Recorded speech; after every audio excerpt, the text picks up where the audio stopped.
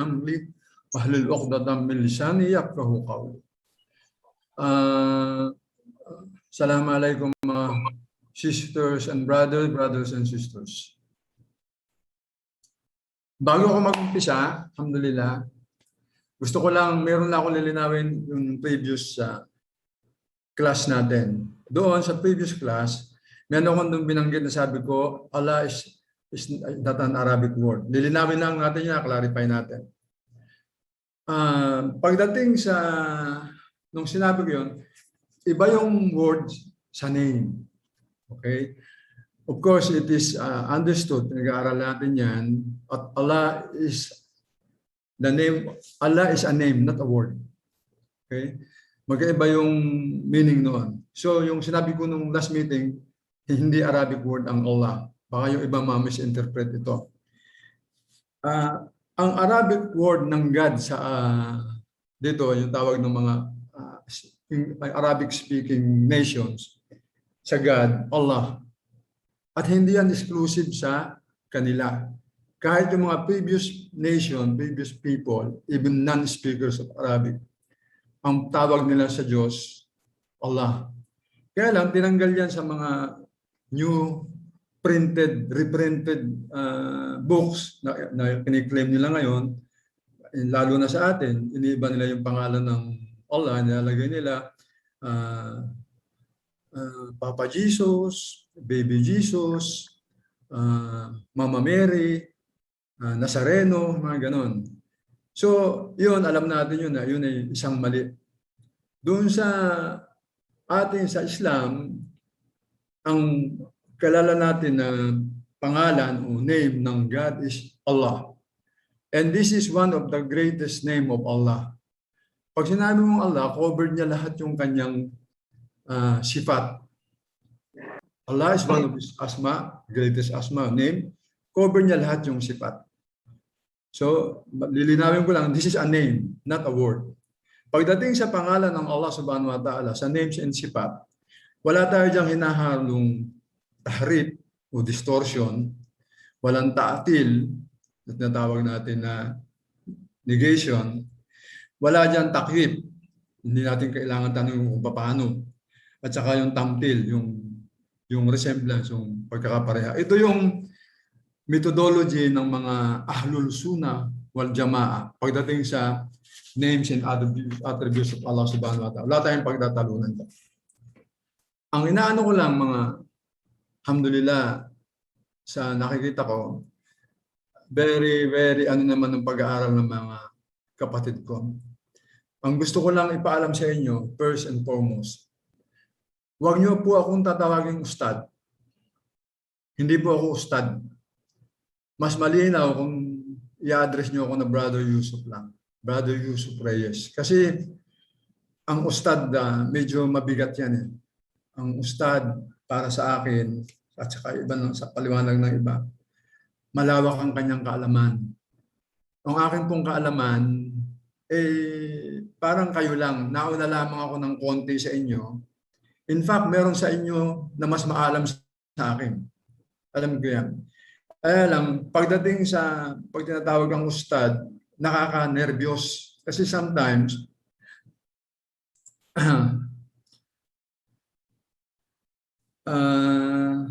diyan nagkakamali ang isang Muslim at saka diyan nasisira ang kanyang ustad. Halimbawa, example, ang ating hadith of today related doon sa sinabi ko. Sabi doon, narrated by Abu Musa, na mababasa niyo sa radiyallahu anhu. Sabi ng Propeta Muhammad sallallahu alaihi wasallam, nadinggan niya ang isang tao na he is praising another man. And very exaggerated yung kanyang pagpuri sa tao na yon. So, sabi ng Propeta Muhammad sallallahu alaihi wasallam, you have destroyed the man. So dito sa hadith na to, medyo ang explanation diyan, mga narinig ko sa mga maalam, hindi recommended sa isang Muslim ang i-praise niya ang kanyang kapwa Muslim, lalo na yung mga ustad. They claim to be ustad. Marami akong napapanood niyan sa pag nanonood ako ng mga video, mga Facebook, mga lecture. Tapos they are praising their ustad too much. Sabi nga, you are stabbing them at the back. Kasi ang masama doon, pag nadinig yun ang sinasabi mong ustad, posibleng lumaki ang ulo niya. Ang tingin niya sa sarili niya, maalam. Okay? Tandaan niyo mga kapatid, ang kaalaman sa Islam, okay, dapat magiging humble tayo. Iiwasan natin yung pagiging arrogante o ignorant, yung pakaramdam mo na maalam ka. Kaya ka nag-aaral sa Islam, hindi para rating sa iba na magaling ka. Halimbawa, tumayo ka sa harap ng klase, nagtuturo ka, nagsishare ka. Para hindi mo ipakita na I'm better than you. Kasi yung word na I'm better than you, word yan ni Shaitan. Okay? So sa ganun, nasisira ka. Ang pinakamaganda doon, be humble, be simple. Yung nalalaman mo, kailangan i-share mo lang. Okay? Ngayon, kung minadinig ka sa isang ustad mo na don't praise him too much. Kasi ang praise is for Allah only. All the praise is due to Allah. Okay? So, as much as we can, merong nagawa sa iyo yung isang just say, Jazakallah khair. Thank you, bas. Kalas hanggang doon lang. Pero yung you are praising them to the most, hindi yan maganda. Hindi yan recommended sa Islam. And pinapayawan ko rin ang aking sarili, tsaka yung those of you who are aspiring to be a teacher, someday, inshallah, may Allah increase your knowledge, may increase our knowledge. Kapag kayo tumayo sa harap, umupo sa harap, nagtuturo kayo, nagsishare kayo, don't feel as na kayo ang mas magaling kayo sa nasa harap niyo. Hindi. Ang ano nyo lang is like a prophet that you are sharing what you receive. Okay? Si-share nyo lang yung kaalaman niyo. Kasi yung kaalaman natin ngayon, kung ikukumpara yan sa kaalaman patungkol sa Allah Subhanahu wa Ta'ala, sabi nga doon sa, hindi lang sa hadith ito, kahit sa Quran, kapag naglubog ka daw ng karayom sa karagatan at inangat mo yung karayom, kung ano lang ang makukuha na tubig ng karayom, yun yung kaalaman na nakuha mo. If you imagine, walang nakuha ng tubig yung karayom. Parang ganun tayo. Kaya, with this reminder sa sarili ko, sa ating lahat, be humble, be simple, be ignorant. Don't ever think na teacher mo ako, estudyante ka lang. No, wag kayong pupunta doon. Kasi pag dumating ka sa status na yon, yun ang sabi ng isang nadinig ko, nabasa ko kay Ibn Qayyim, that is the start of your fall. Pabagsakan na noon. Kasi ang kaalaman sa Islam, hindi yan ipinagmamalaki. Ang kaalaman sa Islam, dapat habang the more you gain knowledge, the more you fear Allah Subhanahu wa Ta'ala. And if you fear Allah Subhanahu wa Ta'ala, you control your mouth, you control your ears, you control your tongue, you control everything. Only for Allah Subhanahu wa Ta'ala. Kaya yung alhamdulillah, yung pagsasama-sama natin kapag Friday, I am not better than you. Maybe some of you are more knowledgeable than me. Kung meron kayo, share mo. Kaya lang, don't look at the mistake of everyone. Share the knowledge as much as you can, yung mga authentic knowledge. And in that way, makukuha natin yung talagang purpose ng pag-aaral. So isang reminder lang ito mga kapatid ko sa aking sabi ko nga, as I committed, magsishare ako ng hadith every Friday for the benefit of all. So alhamdulillah, tuloy natin yon. Doon sa mga nahuli, ako po ang inyong kapatid, si Brother Yusuf Reyes. Alhamdulillah. So last Friday, alhamdulillah, na-discuss ko sa inyo yung isa sa mga incidents o mga istorya about yung mga descendants o lineage ng Propeta Muhammad sallallahu alaihi wasallam. Ngayon, alhamdulillah, ang iaano ko sa inyo is yung istorya o incidents about Amal Fil, yung Year of the Elephant. And ito, magandang istorya ito kasi marami ditong lesson. Una dito, yung lesson dito is yung ang mga disbelievers, no way na mananalo sila sa Allah Subhanahu wa Ta'ala. Pinakita dito yan. Pangalawa, papakita dito yung tauhid ng Allah Subhanahu wa Ta'ala, yung kanyang rububiyya because He is the owner of all. So inshallah, may maaral tayo makuha dito. At pag sinabing Year of the Elephant o Amalpil, kasi nung mga unang panahon, hindi naman masyadong natatandaan kung anong year.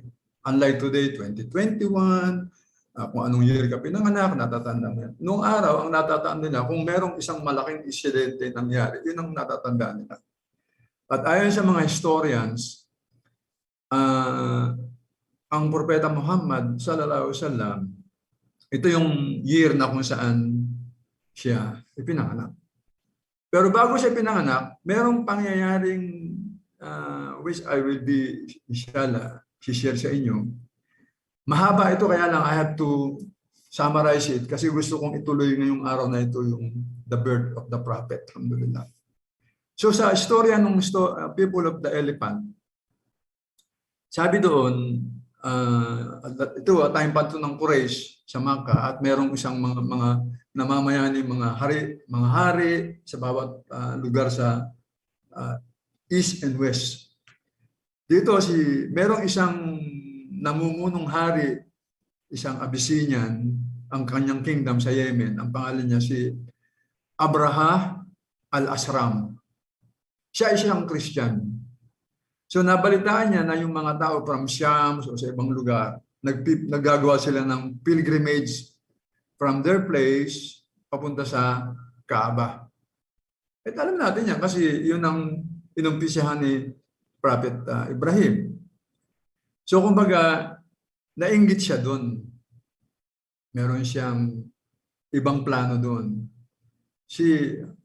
Ang Satan, maraming plano yan gagawin sa buhay mo. Okay? So ang ginawa niya, naggawa siya ng isang malaking simbahan sa Sanaa, sa Yemen.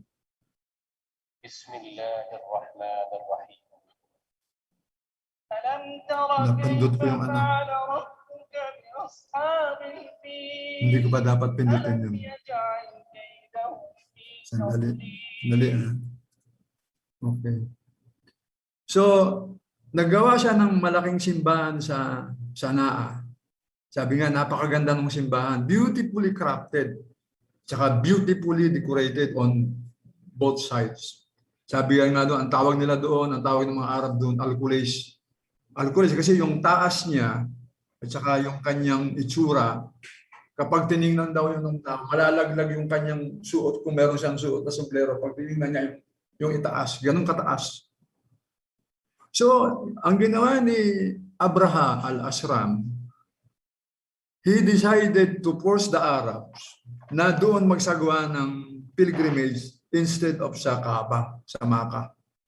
Sige, gusto niyang kuhanin yung business, tsaka siyempre, alam mo naman from that time on until today, the people of the book, ang intention niyan is to sirain ang Islam. Kahit ngayon, kaya ingatan niyo yung mga kaibigan niyo ngayon. Kala lang niyo yan, but not all. Tapos sabi doon,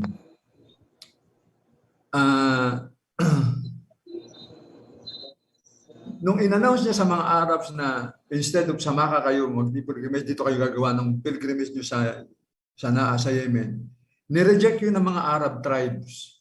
Okay? Kasi marami, alam mo, yung tribe ni Adnan, tsaka yung tribe ni Adnan tawag na ang Kahatan. Pagkatapos, nung madinig yun ng ibang Qurayshi, lalo sila nagalit, yung mga Quraysh. Isa sa mga Quraysh, okay, sa galit niya, nagbiyahe siya papunta ng Yemen, pumunta sa church. Ang ginawa niya, pumasok siya doon sa simbahan nung gabi.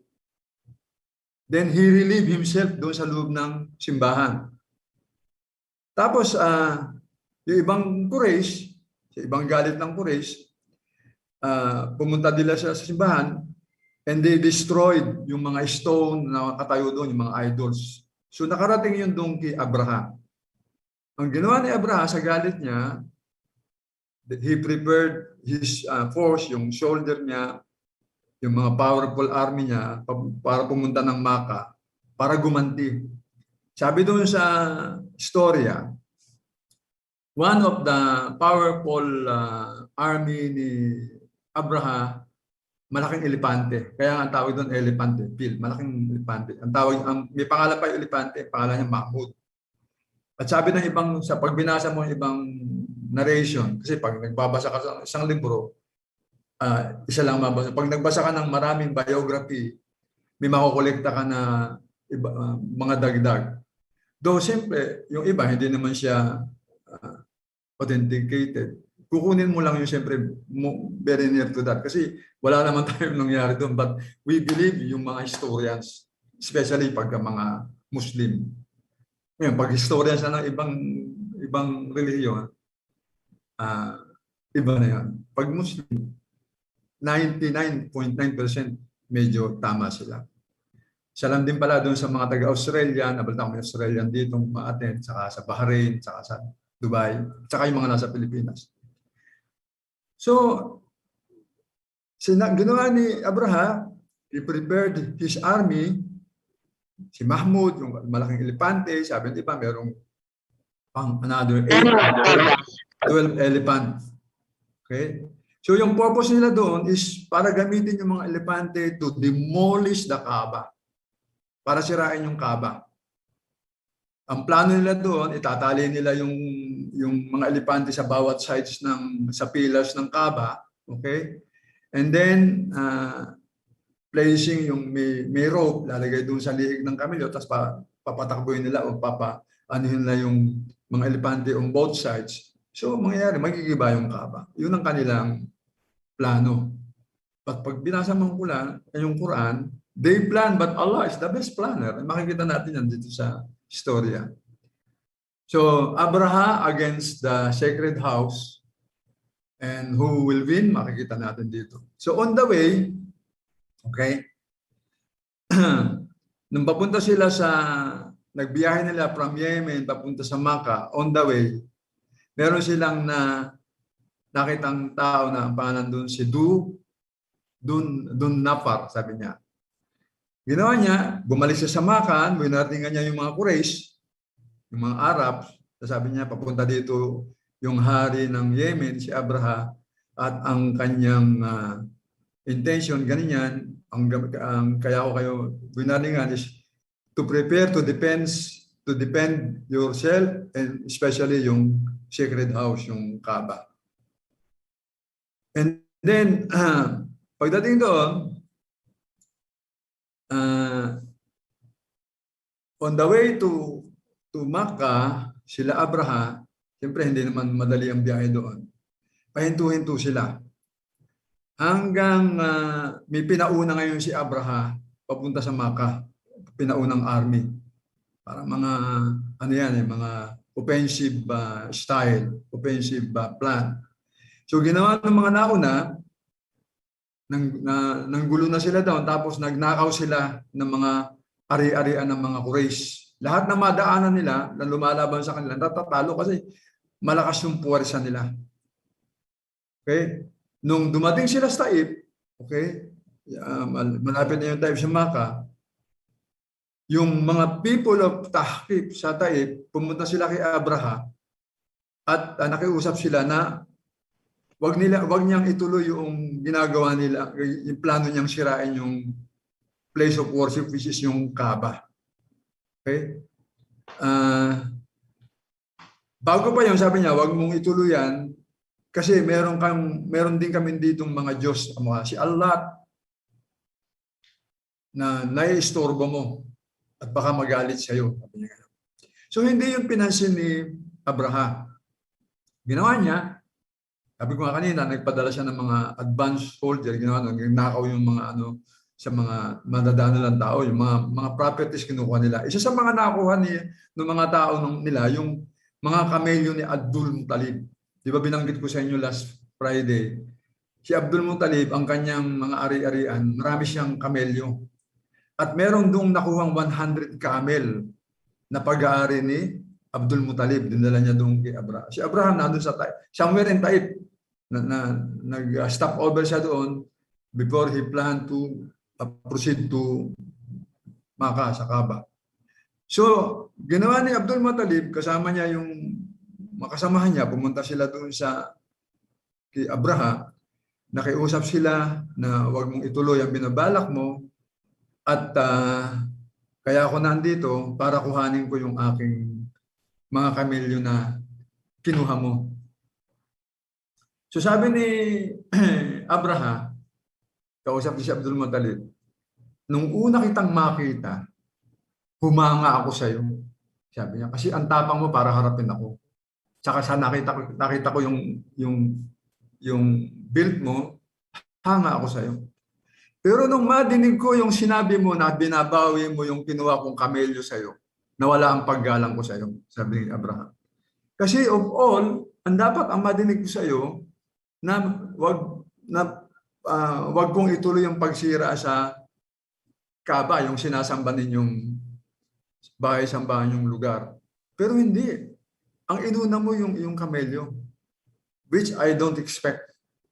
So sabi ngayon ni Abdul Muttalib, by Allah, sabi niya, wala kaming balak makipag-away sa iyo, sabi niya. In any position, wala kaming balak makipag-away sa iyo.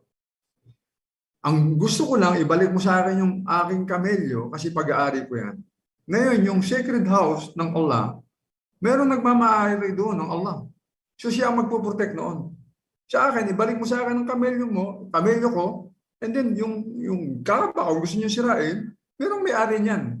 He will defend it. Yun ang iniwan sa kanya ni Abdul Muttalib. You see, nakita mo yung salita ni Abdul Muttalib, yung talaga yung firm belief niya that Allah is in control.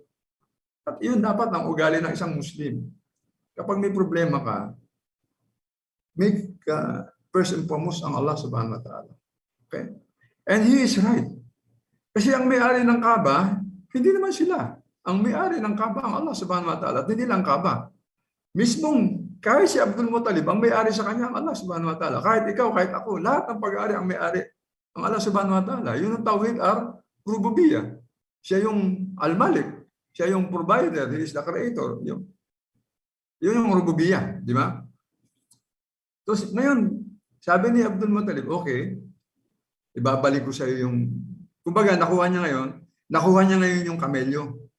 Bumalik ngayon si Abdul Muttalib sa kanyang mga kasama sa Makkah. Pagdating nila doon, he warned yung mga kasama niya, mga tao niya, na umakyat sila ng bundok kasi padating na nga yung sila Abraham. So ganoon ang ginawa ng mga tao. Pumunta yung mga tao sa taas ng bundok kasi yung Makkah is a valley. Di ba? Ang Makkah is valley. What do you mean by a valley? A valley is a plain surrounded by mountain. Kaya pag tingnan yung Kaaba ngayon, nasa gitna siya, yung paligid niya bundok. Kaya lang hindi nyo na makikita yung bundok ngayon kasi puro hotel na yun ngayon yan. Pero yan, puro bundok yan. Doon nandun yung mga tao, makikita nila ngayon kung paano sisirain yung Kaaba. Kumbaga ngayon, kung manood ka ng TV, panoramic siya. All view, di ba?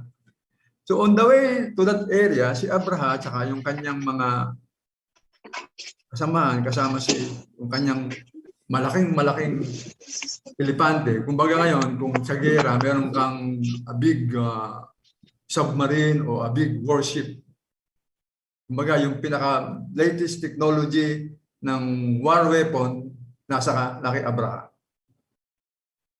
Si Mahmud ang pangalan ng elepante. Nung pinalakad na nila si Mahmud, bago lumakad si Mahmud, si Dhul Nafar, bumulong siya doon sa tenga ng elepante. Sabi niya, ikaw ay pupunta sa bahay sambahan sa Makkah. At ito ay pag-aari ng Makkah, sabi niya.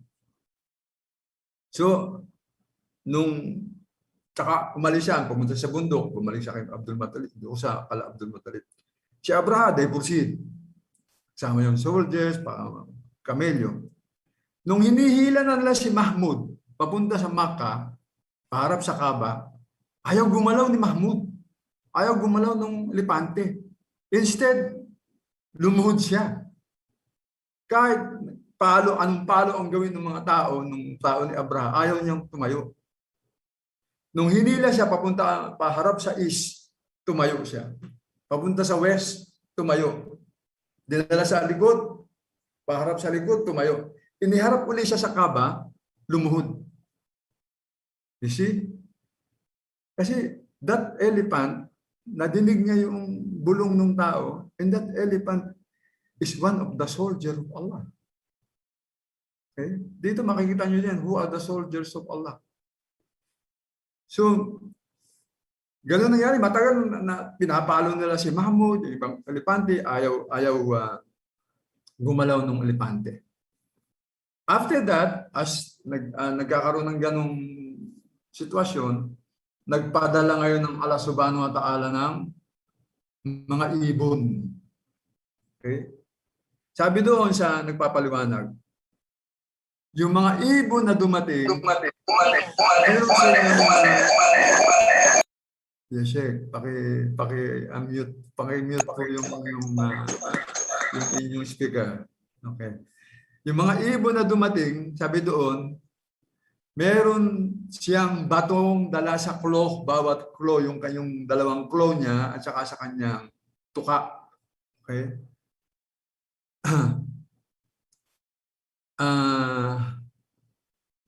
Anong papunta na doon sila Abraha, ang ginawa ngayon ng mga ibon, sinugod nila yung sila Abraha, yung soldiers of Abraha, at iniitsa nila, binibitawan nila yung dala-dala nilang bato.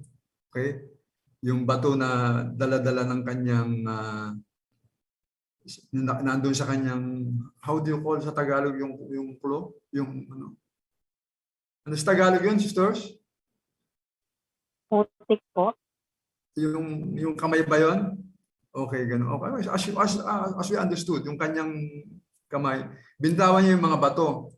So lahat ng matamaan ng bato, unti-unting naaagnas yung kanyang katawan. Sa ibang narration, unti-unting napuputol, nalalagas yung natamaan ng bato. Kumbaga parang virus. Okay? Yung mga army ni Abraha, lahat ng tamaan nun, nagsusugat, hanggang kung tamaan yung kamay, sabi doon sa ibang narration, napuputol, hanggang parang nabubulok pero hindi agad sila namamatay. Yung body part nila are falling apart, piece by piece. Okay? So ginawa nila ngayon, dahil wala silang panalo doon, bumalik sila ngayon ng Sanaa. Kumbaga, talo sila. At anong nangyari kay Abraha? Si Abraha, nakabalik pa rin ng Abraha ng Sanaa.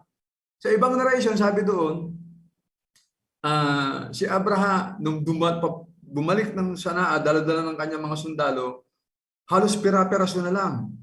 Pero yung kanyang, buhay pa siya. Pira-piraso siya. Talagang yung kaparusahan na pinaramdam sa kanila ng Allah Subhanahu wa Ta'ala. Hanggang dumating siya sa Sanaa, sa kanyang kaharian sa Yemen, namatay lang siya nung bumagsak na yung kanyang puso. Kasi isa-isa yung ano niya. Dito makikita mo yung parusang ibinigay ng Allah Subhanahu wa Ta'ala doon sa mga tao na gustong kumalaban sa kanya. At dito, ang ginamit na soldiers ng Allah Subhanahu wa Ta'ala, mga ibon. If you recall yung istorya, kung nadinig nyo na o nabasa na ang istorya ni Prophet Nuh, ang kanyang soldiers, tubig. Di ba? Kahit kay Musa, ang kanyang soldiers, tubig. Ginawa niya, pinag-utusan niya yung tubig na mahati, nakatawid doon sila Musa. Yung kay Nuh, pinag-utusan niya ang tubig na bumukal. Hindi lang umulan, bumukal sa ilalim para tumaas yung kanyang barko para makaligtas sila. Sa ibang istorya ng mga stories of the prophets, kung nagbabasa kayo, yung ibang soldiers na Allah, yung wind, yung malalakas na hangin. Alam mo, sa istorya ni Sodom and Gomorrah, ang soldiers ng Allah Subhanahu wa Ta'ala, yung mga nagbabagang bato. At pag binasa nyo yung mga istorya na ganyan, ang dami talagang soldiers ng Allah Subhanahu wa Ta'ala, which we don't know. Yun yung mga kaparusahan na inabot ng mga tao of the previous nations. Ngayon, if you try to analyze, anong soldiers ng Allah Subhanahu wa Ta'ala? Di ba itong virus, yung COVID? Hindi natin nakikita. Very small siya. Pero walang magawa yung tao. We are on the advanced stage. Okay? Walang magawa ang tao. Ang ginamit lang ng Allah Subhanahu wa Ta'ala, yung COVID. To remind us, to remind people. Parang ginawa dito sa people of the elephant. Na ni-remind sila, binigyan sila ng kaparusahan na kapag kinalaban mo ang Allah Subhanahu wa Ta'ala, hindi ka mananalo. Because Allah is the owner of all. He is the Rabbul Alamin. Ngayon, pag yung mga tao, pag i-apply mo naman ngayon, nagkalat sa buong bansa ang virus, paano? Wala pa rin, hindi pa rin sila nagigising. Tumatawag pa rin sila kay Nazareno, tumatawag pa rin sila sa mga idols, kung sino-sino pa rin tatawag niya. Sa mga nababasa ko nga sa Facebook, ang mga pinsang ko nakalagay doon. Kung may time ka, isang amin mo lang, bukas mawawala ang virus. Nasisira ulo ko pag binabasa ko sila. Ay, ang dami-dami ng amin. Lalo dumadami virus, di ba? Hanggang ngayon, they don't realize. Subhanallah. So dito makikita niyo yung isang aral na iniwan dito na you have to put your trust in Allah subhanahu wa ta'ala and you have to fear Allah subhanahu wa ta'ala. At dito meron ditong, sabi nga, di ba, isa sa mga benefits o sa pag-aaral ng sira, malalaman mo, maintindihan mong Quran. Meron dito inireveal yung Suratul Fil. Di ba? Yung nadinig ko, kaya lang nagkamali ako ng pindot, babalikan natin yun. Sa Suratul Fil, ang sabi ng Allah subhanahu wa ta'ala sa translation, di ba? Hindi nyo ba na-remember, hindi ba naging tanda sa inyo how your Lord deal with the owners of the elephant? Yan yung na ginawa yung kanilang plot to destroy went to astray. Kasi nagpadala Allah subhanahu wa ta'ala, ay tinatranslate ko yung Suratul Fil, nagpadala ang Allah subhanahu wa ta'ala ng birds against them, yung ababil. Di ba? Ababil, ang sabi sa Quran, black ababil, then striking them with stones of sigil. Okay? Tapos, anong huli? Aspin maakul. Sabi ni, nagpapaliwanag, yung ababil, ito yung groups ng mga ibon. Okay? Pag ababil, groups daw ito ng mga ibon. At kapag sinabi doon, yung sigil, ito yung mga maliliit na bato. Okay, tapos yung bato na yan, very solid siya, na pinaghalong dalawang salita daw yan, sabi nung nagpapaliwanag na saj saka jil. Yung saj, ang meaning niya stone. Yung jil, ang meaning niya clay. So, stone at saka clay. Si jil, kaya talagang maano siya, matigas siya, tapos binigyan pa siya ng karagdagang ng Allah subhanahu wa ta'ala. Which naalala ko yung sa bato na yan, naalala ko, share ko lang sa inyo konti. Naalala ko yung isang nadinig kong lecture sa nag-aaral ako sa mga alam. Si Shaitan, merong isang tao, sabi niya, tinanong niya, Sheikh, sabi niya, sabi mo ang kaparusahan natin sa kabilang buhay pag hindi ka naniniwala, sa impyernong apoy ka. So, paano si Shaitan? Sabi niya. Hindi na siya paparusahan sa apoy kasi apoy na siya, di ba? He is from fire. Kasi di ba sabi natin, ang tao galing saan? Gawa sa alabok. Si Shaitan from fire. Di ba? Angels from light. So tinanong ngayon ng estudyante yung nagtuturo. So paano ngayon si Shaitan? Hindi na siya masusunog sa apoy kasi he is from fire. So ginawa ngayon ng scholar na sumagot, kumuha siya ng isang bato o yung parang clay, binilog niya ganito. Ginawa niya, binato niya ngayon yung nagtanong. Aray, sabi niya, oops! Nasaktan ngayon yung nagtanong. Yan yung sagot ko, sabi ng Sheikh. Yan yung sagot ko doon sa tanong mo. Nakuha niyo? Sabi doon, okay, di ba yung tao gawa sa clay? Ang clay, pag nilagyan mo ng tubig, magiging parang bato yung sinjit. Binato niya ngayon sa tao. Nasaktan ba yung tao? Yes. So, ganun din si Shaitan. Gawa siya sa fire, still masasaktan pa rin siya sa fire. Anyway, hindi natin yung subject. Binigyan ko yung medyo advanced na kaalaman kapag nakikinig ka sa mga scholars. Iyan ang mga pinapakinggan namin. So, alhamdulillah, yun yung istorya ng Amal Fil. Okay, alhamdulillah.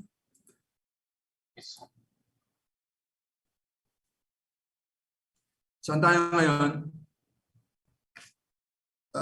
Nasira na naman ang aking subhanallah. A'udhu billahi minash shaitanir rajim.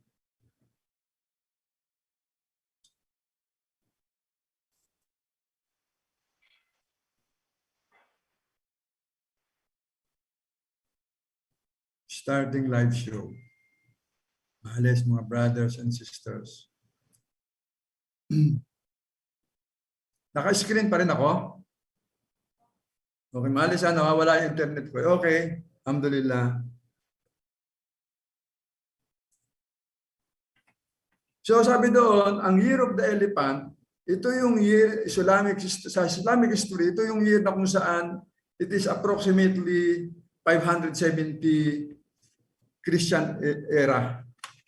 And according to the Islamic research, sabi nga, ito yung time, yung year na kung saan pinanganak si Prophet Muhammad sallallahu alaihi wasallam. Sabi doon, pinanganak siya on Monday, naging propeta siya on Monday, and he died on Monday. So ito lang yung authentic na record na kung paano siya pinanganak. So doon sa mga nababalitaan ninyo na nagse-celebrate sila ng birthday ng Propeta Muhammad sallam kapag Rabi al-Awwal. Rabi al-Awwal ba yun? Yes, Rabi al-Awwal. Yun ay mga innovation, mga bida. Hindi siya recommended. Ngayon, minsan may nagtanong sa akin, Brother Yusuf, bakit yung mga Saudi nagse-celebrate sila? Sa Qatar nga, saka sa Bahrain, holiday pa nila. Sa mga nagtatanong na gano'n, hindi ibig sabihin na ginawa ng Saudi, yun na yung authentic, no? Hindi, kaya kamukha, minsan nagdadawa ako, sabi niya, Brother Yusuf, paano ako magmumuslim? Ay yung Saudi kong amo, hindi ako pinapasweldo. O kaya yung Saudi kong amo, hindi pa nagdadasal. Ang sagot natin doon, hindi ibig sabihin na ginagawa ng Saudi, hindi yun ang katuruan ng Islam. Kaya halimbawa, yung sabi niya, Saudi, hindi nagpapasweldo, paano daw siya magmumuslim? Ang sagot ko doon is, sa Islam, ang katuruan ganito. Bago matuyo ang pawis ng isang worker o trabahador, kailangan bayaran ng employer. Dito, employer natin, malinaw tayo, employer natin dito Saudi. So pag in-apply mo yung hadith, sabi doon, bago daw matuyo ang pawis ko, kung ako nagtatrabaho, kailangan matanggap ko yung sweldo ko at the end of the month or before the end of the month. Ngayon, pag hindi ako pinasweldo, hindi yung katuruan ng Islam. So wag mong wag mong iyaano sa Islam yun. Sa Islam, ang turo kasi bayaran ka on time. Ngayon, pag mayroong hindi nagpapasweldo, hindi yung katuruan ng Islam. Sabihin, sumusuway sila sa Islam. Hindi mo pwede sabihin, bakit ang Saudi? Hindi ganun. Sabi nga, kamukha ng hadith ko kanina, huwag mo titignan yung mga tao and don't comment on that. Huwag kayong pupunta sa mga ganong komento. It's not good. If you want to maintain a good record, huwag kayong papalap sa ganun. Sabi naman iba, bakit sila hindi man nagdadasal? So what? Hindi mo naman pananagutan yung ginagawa nila. At hindi naman din nila pananagutan ang gagawin mo. Mag-Muslim ka, then gawin mo yung mga obligasyon, lalo yung sala. Huwag mo sabihin na yung amo ko nga hindi magsasala. Hindi rin ako magsasala. Hindi ganun. Diba? So anyway, sabi nga, pagka pinag-aralan mo itong sira, unti-unti mong matututunan niya. So sabi niyan, authentic doon na pinanganak siya Monday. Okay? Kaya nga merong hadith supporting it na sabi niya, sabi ng Propeta Muhammad bakit siya nag-aayuno ng Monday saka Thursday? Kasi sabi niya, Monday is the day na kung saan ako pinanganak. Kailan ako pinanganak. Pero walang sinabing eksaktong date. In fact, nadinig ko sa mga pinapakinggan ko mga scholars, merong ijma. Ijma, consensus, na pagkasunduan ng mga maalam sa na-discover nila na ang Propeta Muhammad sallallahu namatay siya on the 12th of Rabi al-Awwal. Hindi pinanganak ng Rabi al-Awwal. Okay? And yung authentic doon, namatay siya Monday din. Kaya yung Monday siya pinanganak, Monday siya namatay, at Monday din siya tumanggap ng revelation. Yan yung mga authentic. Okay? Alhamdulillah. Tapos pagdating doon, sabi nga doon, ang propeta Muhammad sallallahu alaihi wasallam, okay? Nung kanyang bata, 'di ba, isa siyang orphan. Kasi bago siya ipinanganak, namatay yung tatay niya si Abdullah. If you recall it, last Friday, I mentioned it. Namatay yung tatay niya si Abdullah sa Madina, nung siya Madina. So, 6 months noon yung nanay niya, namatay na. So, siya siyang orphan. Kaya nga sabi noon, ang Propeta Muhammad sallam, isa talaga siyang example. Kung orphan, Muhammad is an orphan. Leader, Muhammad is a leader. Poor, Muhammad is a poor guy. Muhammad is as we go along, matututunan niya. Kaya sabi nga sa Quran, si Muhammad is an uswa, kamukha ni Ibrahim. Anong uswa? Is a role model. So nung pinanganak si Prophet Muhammad sallam, immediately pinatawag ng kanyang nanay si Abdul Muttalib, yung kanyang grandfather. Okay?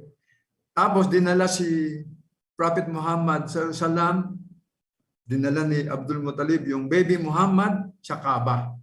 Piniresent siya doon sa mga Arabs. Okay? And then he was circumcised on the 7th day according to the customs of the Arab, circumcision. Okay? Tapos, sabi doon sa didiscuss ko nyo ngayon yung kanyang babyhood. Alhamdulillah.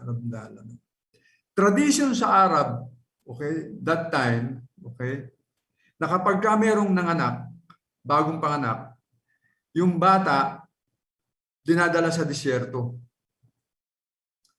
At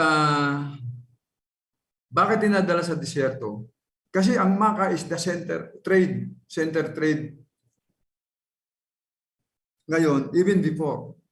So, pagka center trade, kamukha ngayon, marami dong may virus, may mga epidemic, inaalis nila ang bata doon. Tapos, custom nga ng mga Arab na kailangan yung anak nila dadali sa disyerto para maging matuto siya ng una, yung purong salitang Arabic. Pangalawa, matuto siyang maging mag-isa. Kung i-ano mo, tama sila eh. Tama talaga yung araw. Kasi kamukha ngayon, ang mga Saudi ngayon, ang mga nani nila sa bahay, yung mga nag-aalaga ng anak nila. Ang kinukuha nilang nani sino? Asian people, mostly, kung hindi Indiano, Pilipino, Indonesia. Kaya lumalaki yung bata, anak nila, pag tinanong mo, kef halak, ang sagot ng bata, mabuti po, doon nasisira yung kanyang language. Nasisira yung kanyang Arabic. Kung gusto mong sirain ang Arabic, because Arabic is very important for a Muslim, kasi ang Quran is an Arabic language. So yung mga tao ngayon, kamukha din noon, yung pagkatakot nila Amina noon, ayaw niyang masira yung kaalaman sa Arabic yung baby Muhammad. So kailangan dalhin nila dun sa bundok. At para matuto doon yung bata. Ang tanong, bakit sa isang ina, bakit kailangan, di ba pagka nagkaanak ang isang babae, gusto niya, nasa kanya yung bata, di ba? Ito yung dahilan kung bakit si Amina, pinadala niya doon yung bata. So nangyari doon, every year, may dumadating doon mga babae na from isang clan yon, isang bundok, pupunta sila sa Makkah, okay? Para kumuha doon ng mga bagong panganak. Pag sinabing mga babaeng nagpapa-nurse ng bata, anong ibig sabihin noon? Anyone can answer it? Paki-open yung inyong speaker. Anong ibig sabihin noon? Kapag yung babaeng galing sa ibang tribo, papunta ng Makkah, at kukuha sila ng batang papadidehin, anong ibig sabihin noon?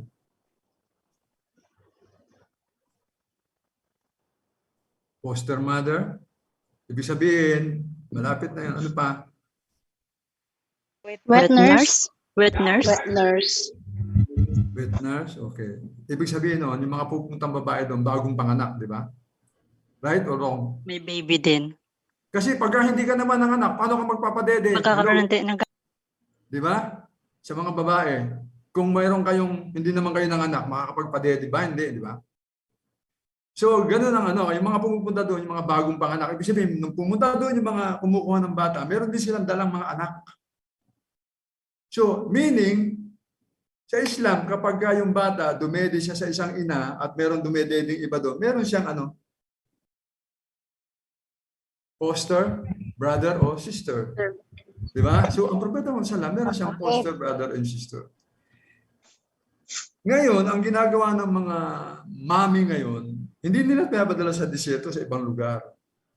Ginagawa ng mami ngayon, they will buy canned milk. Yung mayayaman, especially ang ginagawa nila, kukuha sila ng nani, pero bibili sila ng first class na gatas. Yun ang papadede nila doon sa mga anak nila. Why? Why? Bakit? Kasi ang mga babae ngayon, ayaw nilang masira ang kanilang figure. So ginagawa nila, magpapadede lang sila ng anak nila for first days or weeks. Next month, ang didedehin na ng mga bata ngayon, yung mga canned milk, bottled milk. Kaya yung ugali ng mga bata ngayon, ugaling hayop, mostly. Kasi ang dinedede nila, instead yung breast milk, yung milk yung galing sa hayop. At tapos ayaw nilang malaglag yung kanilang dibdib. Gusto nila laging sexy. Yun ang ng mga babae ngayon. Unlike before. Yung before, kaya pinapadala, hindi ganoon ang dahilan. Ang dahilan noon is gusto nila maging healthy sila.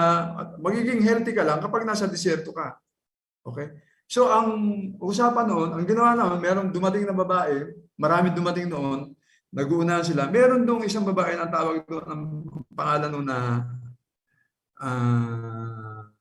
nawala sa isip ko ang pangalan ng babae na yun. Si Halima. Halima. Okay, si Halima ibn Abu Diab. Okay. Kasama niya yung kanyang asawa niya, si Harith. At saka yung mga ibang nagpapagaling sa tribu niya, pumunta sila ng Maka, pagbawa sila ng Maka, kukuha sila ng bata. Dahil ang sinasakayang donkey ni Halima is very weak. At meron siyang isang kamelyo na very weak. Meron siyang dala siyang anak na iyak ng iyak kasi wala nga madede sa kanya. Wala din siyang gatas. So, ang kamelyo nilang dala, mapayat, wala din bigay na gatas. So naunahan sila ngayon ng mga ibang grupo. Pagdating ng ibang grupo yung mga naunang grupo sa Maka, ang nakuha nilang bata, yung bata ng mga anak ng mayayaman. So nung dumating sila sa Maka, na-distribute na ngayon yung mga baby, ang natira na lang yung orphan na si Muhammad. Kaya kumupunta doon yung mga ibang tribo, kaya nagpapadede kumuha sila ng bata for contract for 2 years. Dahil gusto nilang kumita. Kasi wala namang kabuhayan sa lugar nila. So yung from their breast, yung milk, sinishare niya sa ibang bata. At ang kapalit noon, yung bayad ng mga tao, ay mayayaman yung iba. E ngayon, pagdating nung dumating si Halima doon, tsaka si Harith, yung asawa niya, ang inabot na lang nila yung baby orphan. Hindi nila kinuha yun. Kasi walang kumuha kay baby orphan, kay baby Muhammad. Why? Why? Walang tatay. Kung walang tatay, bayad. So, anong makukuha ko dyan? Walang pa. Wala kaya ng isang ulila, orphan. Ano ibabayad sa akin yan? So, nung pabalik na sila sa tribo nila, sa bundok, sabi ni Harith, kay Halima, malungkot si Halima kasi wala siya nakuha ang bata. Ang natira na lang si Prophet Muhammad, si baby Muhammad.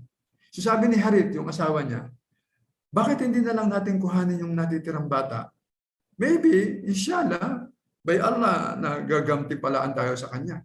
Tingnan mo yung hindi siya Muslim, pero yung kanyang belief that Allah provides, Allah guides, Allah, di ba? Sabi niya, inshallah. So, ginawa ngayon ni Halima, wala naman siya. So, okay, let's take him. Ganun ang sa istorya. So, nung kinuha nila doon, sabi doon, ang tradition kasi ganito, kukuhanin yung bata, ang contract 2 years. Kasi ang pagpapadede sa bata is 2 years. Pag binasa mo ang Quran, ang pagpapadede sa bata 2 years, di ba? 2 years, I think 2 years and 2 months. Nasa suratul, nakalimutan ko lang kung anong aya. Kaya lang, yung mga mami nga, as I said, ang mga mami ngayon, and this is a reminder to those mami who are listening today, 2 years ang padede sa bata para makuha niya yung full strength. Kasi ang gatas na yan, okay, and this is one of the miracle ng Allah subhanahu wa ta'ala, hindi lang miracle, ito yung patunay ng kanyang rububiya at kanyang rububiya, yung kanyang rububiya. That He create me, you sa womb ng nanay natin. Habang nandun tayo, Allah subhanahu wa ta'ala is feeding us there. Because He created us, He feeds us through our mother sa taas, sa loob ng tiyan. Nung lumabas tayo sa ating nanay, Allah subhanahu wa ta'ala being a provider, part ng rububiyah, He create, He provide, naglagay siya ngayon ng gata sa dibdib ng mami natin. Nung hindi pa lumalabas ang baby, wala ka na makukuha ang gata niya. Tanong mo sa mga naging mami. Nung buntis kayo, may lumalabas bang gata niya? Wala, di ba? Lumabas lang yung gatas na yan, okay? May tumulong gatas dyan, drops, milk. Nung lumabas na yung dala-dala nyo. And who caused it? Allah. Allah. This is one of the example ng Tawhid Ar-Rububiyah, mga sisters, mga brother. Kung magdadawa kayo, Tawhid Ar-Rububiyah, yan ang magandang example. He create, He provide. And He maintain. Di ba sabi Rububiyah, He create, He provide, He maintain. He is the owner. What maintain? Di ba yung dibdib ng babae na nanganak, meron siyang gatas na in 2 years time. Right? Who make it like that? Allah. He maintain. At anong miracle doon? Yung gatas nasa loob ng katawan ng mami. Sa loob ng katawan, meron niyang tubig, meron dugo, may gatas. Bakit hindi naghahalo? Pag pinadede mo yung anak mo, bakit hindi nadedede ng anak mo yung dugo? Anak ko walang niya gatas. Yeah. Allah is the best creator. Tawhid Ar-Rububiyah. Subhanallah, di ba?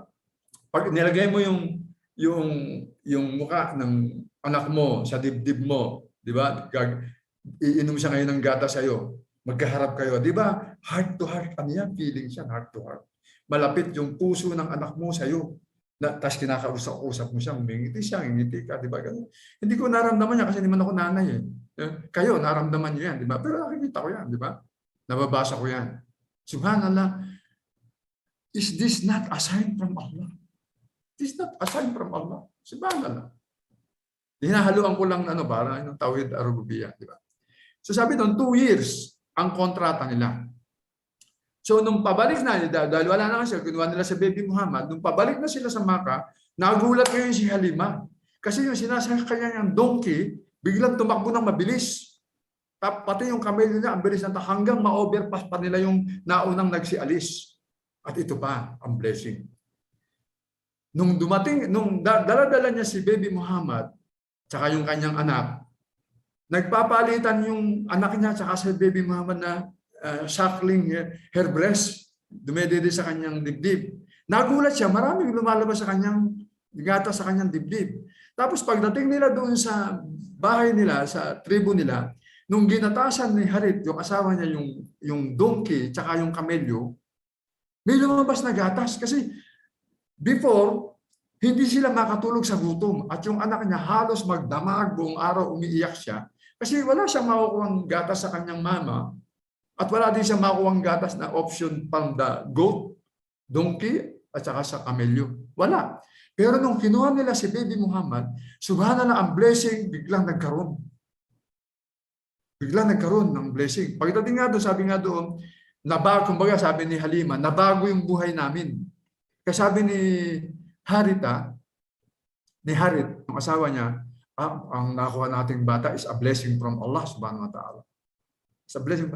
Kasi nung buwan ng tumira si baby Muhammad, lahat ng blessing dumating sa kanila. Lumakas sila, may gata sila, may pagkain sila, tapos yung mga pananim nila nabuhay, yung mga, kumbaga lahat ng provision dumating sa kanila. Even on the year of the drought, yung mga kasama nila walang kinakain, meron silang kinakain. Subhanallah. Tapos, sabi nga, ang contract is 2 years. Okay? In that 2 years, habang lumalaki si baby Muhammad, what is the time? 10. Give me 5 minutes more. Habang lumalaki si baby Muhammad, habang palapit na palapit yung contract ends, palago na palago, paganda na paganda naman yung provision na natatanggap ng mag-asawa, yung buhay nila, kumpara doon sa iba. Kaya nagtataka ngayon yung mga kasama nila kung anong nangyari. So nung matapos yung 2 years, na isusuli na nila ngayon yung mga bata na inampo nila sa Makkah, kasi ilang kontrata, 2 years. Bumalik sila sa Makkah, pero ang intention ni Halima at ni Harit para hindi isuli si baby Muhammad. Para pakiusapan ngayon si Amina, na i-extend yung pag-stay sa kanila ng baby Muhammad. Marami silang ginawa rason. Baka may virus, magkasakit lang, kailangan pa niya ng pangangalaga. Though excited na si Amina na makasama niya yung kanyang baby kasi 2 years after na. So marami pa rin rason para papayagin siya nila Halima. Okay. Hanggang for those a line of reasons, marami siyang rason na sinabi at napapayag niya ngayon si Amina. So mas dalit sabi, nagkaroon rin another contract 2 years. So ibinalik ngayon si Baby Muhammad kasama si Halima, another 2 years contract ulit. Ganun pa rin ang buhay. One day, in the span of another 2 years, habang naglalaro, malaki na yung medyo bata na yung baby, naglalakad na, merong incident na nangyari. Okay?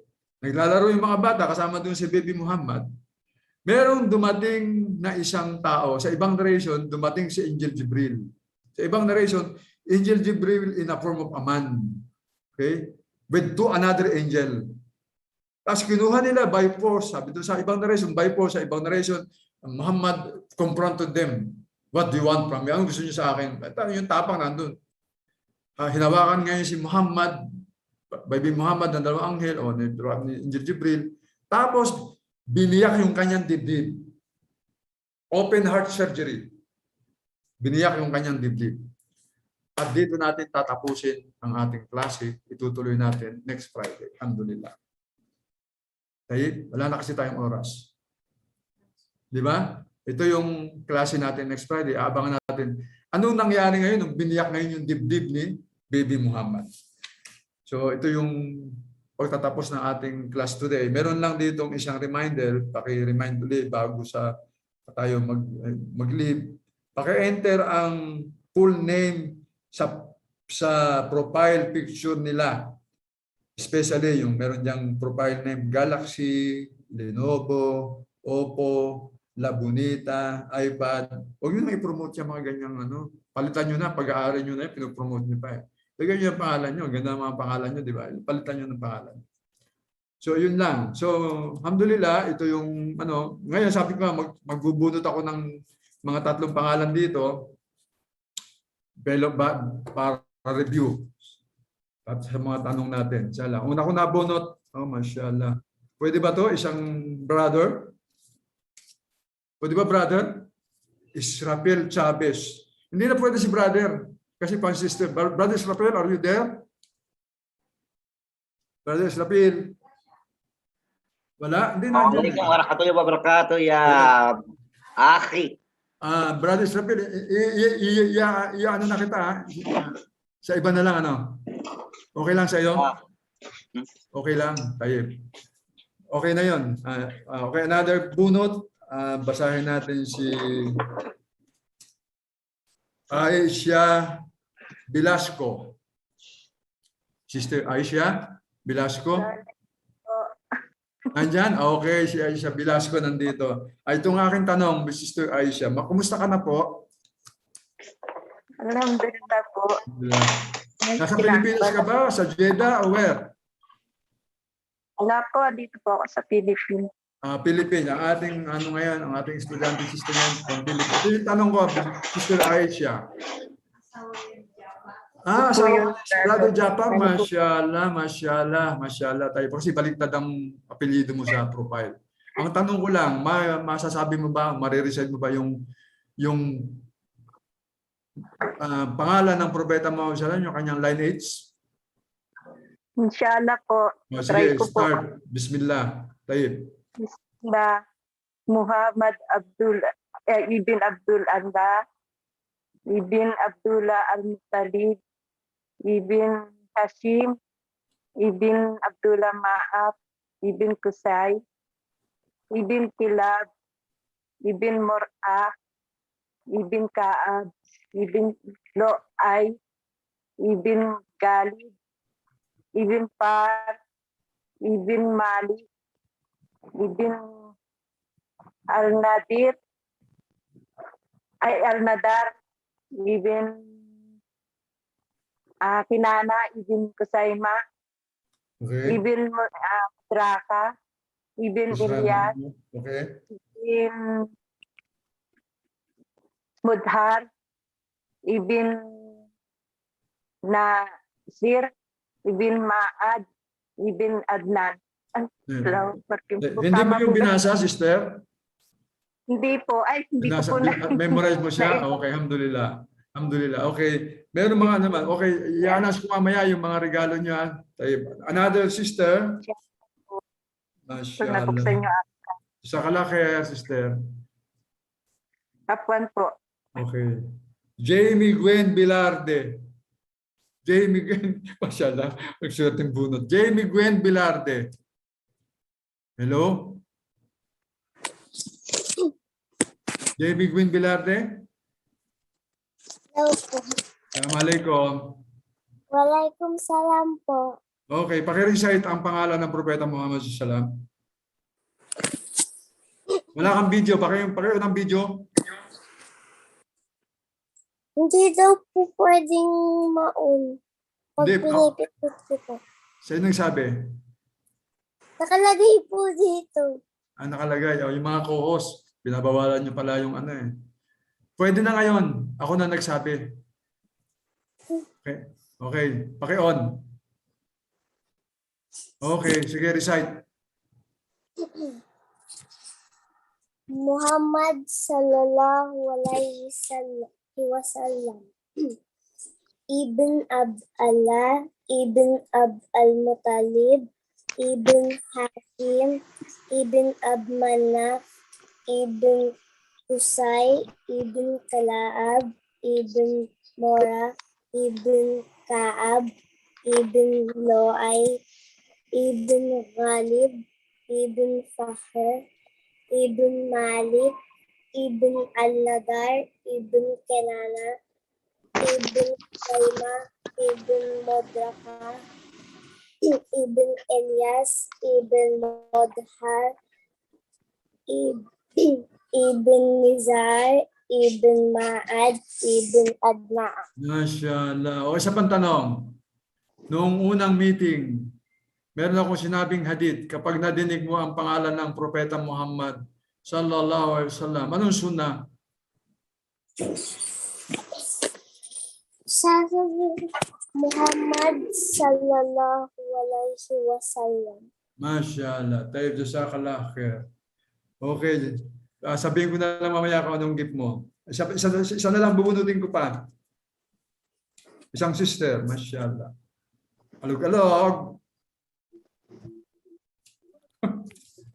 Sa dami naman ng mabubunot ko ito pa. Talagang masasagot na ito. Sister Donnie Dasigan. Waalaikumsalam, Sister Donnie, mashallah. Okay, pakirecite ang pangalan ng Propeta Muhammad sallallahu alaihi wasallam. Video.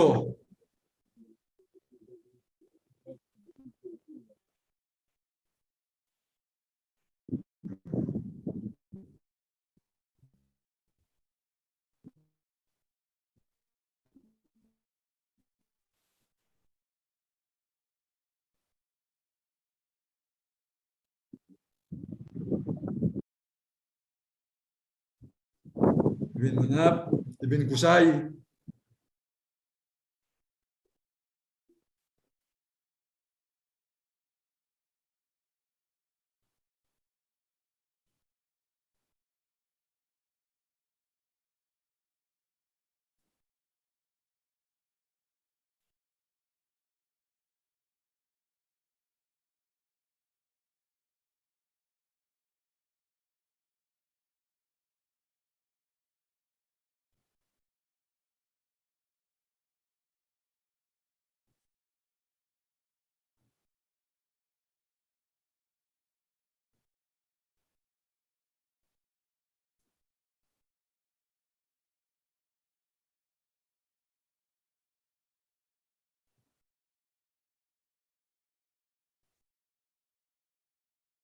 Mashallah. Tayo. Noong second meeting natin, meron akong binanggit na hadith about Prophet Muhammad sallallahu alaihi wasallam pagka Friday. Ano ang sunnah?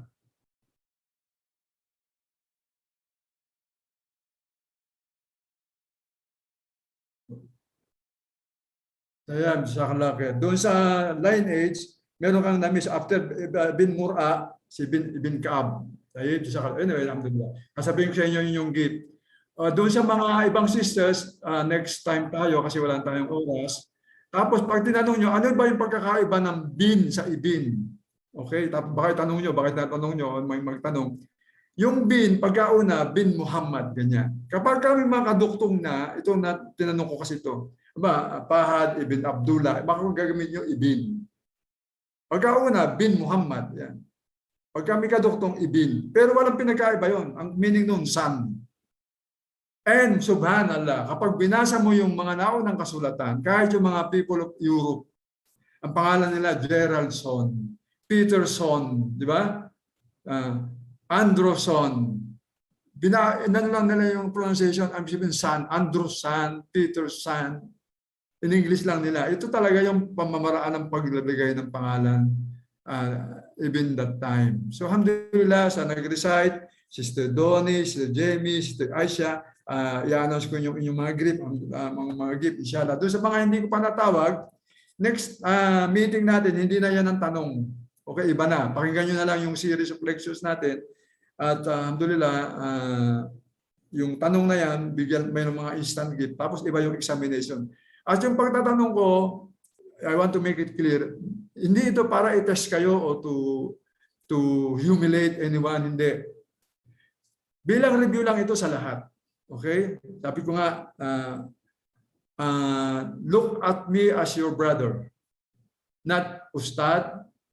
I am here to listen to anyone. Kung meron kayong gustong itanong, tanong nyo sa akin. Kung alam ko, sagutin ko. And let us avoid making fitna, especially in the class. Okay? Inshallah. Ang intindihin natin is maghanap tayo ng kaalaman, and this kaalaman will lead us to be close to Allah subhanahu wa ta'ala. So kung meron man akong nasabing mali sa nakaraang isang oras, ito is dahil sa kahinaan ko, dahil kay Shaitan, at yung mga kabutihang nasabi ko at tama, ito ay galing sa Allah subhanahu wa ta'ala. So dito magtatapos yung ating klase ngayon. See you next Friday sa class 4. At mas maganda yon kasi ito yung pagbubukas ito yung first open heart surgery. Diba na lang, ang open heart surgery nangyari na noon, hindi lang ngayon. So abangan natin ito, alhamdulillah. Palalim na tayo ng palalim hanggang matapos natin yung boyhood ng Propeta Muhammad SAW, hanggang lumipat tayo after 2 Fridays siguro, lilipat tayo ng yung pinakamaganda ng umpisa, yung start ng prophethood ng Propeta Muhammad sallallahu alaihi wasallam, na kung saan sa una pa lang ng prophethood, meron na doong tauhid, yung pagkaka-reveal yung pagka-receive ng kanyang aya. Inshallah, I will explain to you yung Ikra Bismika Rabbikal Alaq. Explain ko sa inyo. Inshallah. At pasensya na kayo, medyo bulol ako kasi sa mga nakakilala sa akin, galing kasi ako ng opera, inoperahan ako. Galing ako ng, hindi opera, yung chemotherapy saka radiotherapy. Halos nasunog yung aking lalamunan. Hindi na ako masyadong even yung pronunciation ko. Inshallah. But alhamdulillah. So, hanggang dito na lang mga kapatid ko. Subhanaka wa bihamdika asyhadu an la ilaha illa anta astaghfiruka wa atubu ilaik. Recording stop.